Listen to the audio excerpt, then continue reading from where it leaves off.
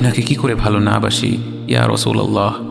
যখন আপনি আমাকে ভালোবেসেছেন সেই 1400 বছর আগে, যখন আপনি আমাকে মিস করতেন, আশা করতেন যেন আমার সাথে দেখা করতে পারেন, অথচ তখনও আমি জন্মই হইনি।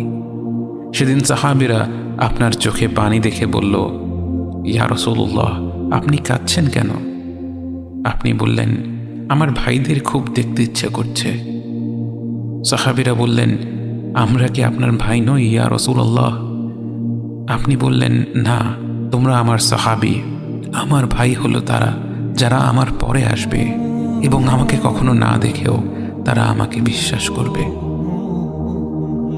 মৃত্যুশয্যায় শুয়ে আপনার অন্তরে এই চিন্তা ছিল যে আমাদের পরিণতি কি হবে। উম্মতি উম্মতি বলতে বলতে আপনি আপনার রবের নিকট ফিরে গিয়েছেন। আজ আমরা আপনার উম্মতের অংশ। বিশ্বজুড়ে আপাত দৃষ্টিতে আমরা হচ্ছি সবচেয়ে অপদস্থ, নিরুপায়, পরাজিত, লাঞ্ছিত, অথচ বাস্তবে আপনার উম্মতের অংশ হওয়া যে গোটা বিশ্বের সব সম্পদ পাওয়ার চেয়েও মূল্যবান ব্যাপার।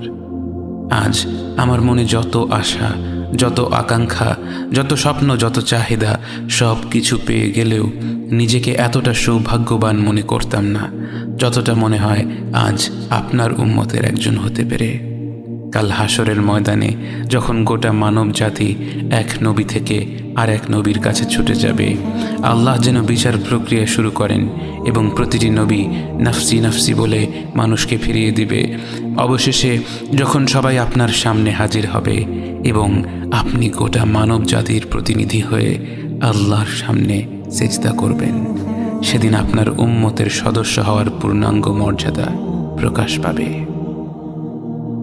ইয়া রাসূলুল্লাহ, আপনাকে কেন এত ভালোবাসি তা তো ভাষায় প্রকাশ করা যাবে না।